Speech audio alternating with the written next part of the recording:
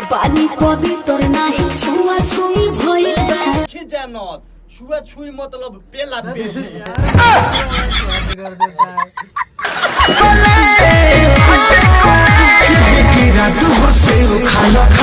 तो का हाल बा भाई लोग, उम्मीद करा तानी ठीक हो खबर। तो आज के वीडियो में कुछ खास होके वाला का है कि बहुत दिन मतलब 4-5 दिन के बाद क्रैक मैन के लेके आए हुए हैं, जो बड़ी मस्त है वीडियो।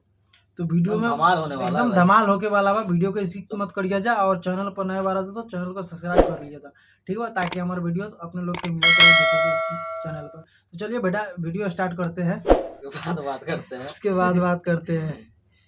नमस्ते प्रणाम आदाब आराम सलाम लगाम। तो भैया लोगन फिर से उपस्थित हो गए तो कॉल खींचा भाई लोग की पैंट के खुला रहला चैन हमरे नाम हो। तो बिना कोनो खोदा खोदी के शुरू करतनी आज के बकचोदी के। पानी पवित्र नाही छुआ छुई भइल बा पानी पवित्र नाही छुआ छुई भइल बा। तो ए भौजी ई सारा छुआ छुई कथी होला हो? छुआ छुई के मतलब नइखे जानत। छुआ छुई मतलब पेला पेली। अरे कैमरा मैन तो हद कर देता है। पानी पवित्र नाही छुआ छुई भइल बा हम जानता नहीं भौजी की जे तू छुआ छुई वाला खेल नहीं खू खेल ले, लेकिन तारा बातों से मालूम चलता कि जो तू छुआ छुई वाला खेल ना खेलबू, तू सीधा मेला मेली वाला खेल खेलबू। नहीं कौन भाई तनी फिर से कह कि जे कौन आटा के लोई। भाई लोगन तनी गौर से देखियो लोगन की जे कौन भैया कौना आटा के लोई के दावे के बात करत। आटा के लोई तो तोरा आटा के लोई के टोई हई आटा के लोई के टोई। तो ये पवन भाई तारा से बतावल चाहता नहीं कि जे भौजी से जो सरवा बियाह करी उहे आटा के लोई टो सकता, दोसर किनहु सार के मजाल नइखे भौजी के आटा के लोई के टो सकत। सही पकड़े हैं। चल झूठा। आटा के लोई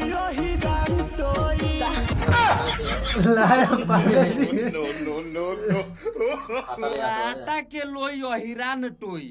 तो ये हित एगो बात बताओ, अगर पवन भैया गलती से गाना गा देले रहित कि जे हई भौजी के हगल के खाई, तो सोचो कि जे तू का गोइले रह। सही बोला यार, जवाब सही दिया था। जानता रहो यही के चलते बहन चोते नहीं तोहरे जात के लोग तारा लगे फोन करके आ तारा गाँव में बास कर रहल बा। तू जाति के भेदभाव के बढ़ावा मत दो। कैमरा में तारा गाँव में छौक के पेल देलक तो मुर्गिया लेका भंगुआ के मर जाइबो। नहीं कौन है? बहुत प्रेमी है ये तो, छनक रहा है बहुत कस के यार। आई लोगन एकरे के कहल जाला कि बिना पूछले केहू के गाँव में आंगुली ना आना तो उलात भी मार सकता। वीडियो से लगा इसलिए तो वीडियो धमाल करने में इसकी मत करिए।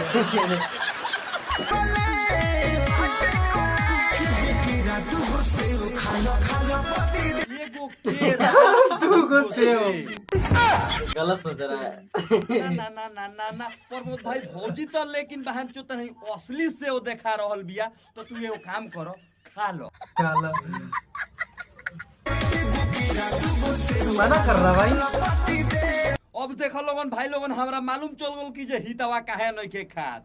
सेव तो एक और बहिन चो दो असली बा दुनु, लेकिन केरा के था नहीं के। सही बात। लोगन कोची लिया बिया भौजी। अरे यार गाधा के कैसे पकड़ लेता छोटा छोटा हितवा नहीं के खा। चल झूठा।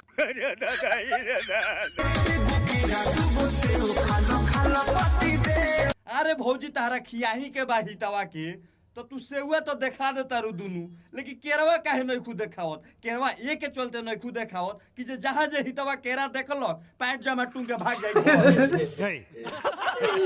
अरे यार ढोढ़ी के देवरा कुआ कइले बा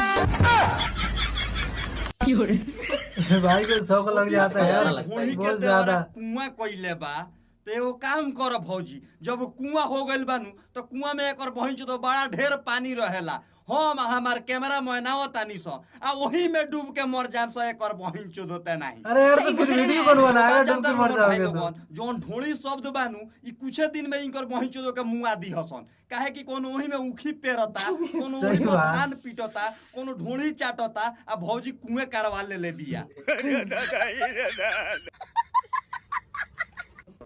हाँ तो भाई लोगन विदा मांगता नहीं आज खाती इतना ही। अगर वीडियो झाट भूर भी अच्छा लागल हुई तो चैनल के सब्सक्राइब करम जा, वीडियो के लाइक करम जा, और ज्यादा से ज्यादा वीडियो का शेयर करम जा ताकि ये लोग के लगे पहुंचे। तब तक खाती बाय, मिलत नहीं नेक्स्ट वीडियो में। दुनिया को सुधारना है ना तो पहले खुद बिगड़ना। करे कुमार भाई हाँ भाई, तो कैसा वीडियो लगा थोड़ा कमेंट में जरूर बताइए, क्योंकि वीडियो में तो हमें बहुत मजा आया। हाँ, ऐसा वीडियो रोस्टिंग करते हैं ना कि मजा आ ही जाता है। तो आप लोगों को कैसा लगा वीडियो कमेंट में जरूर बताइए, और चैनल पर नया तो चैनल को सब्सक्राइब कीजिए ताकि हमारा वीडियो इस तरह का मिलते रहेगा आपको देखने के लिए। हाँ तो चलिए फिर मिलते हैं अगले वीडियो में, जब तक के लिए बाय बाय बाय।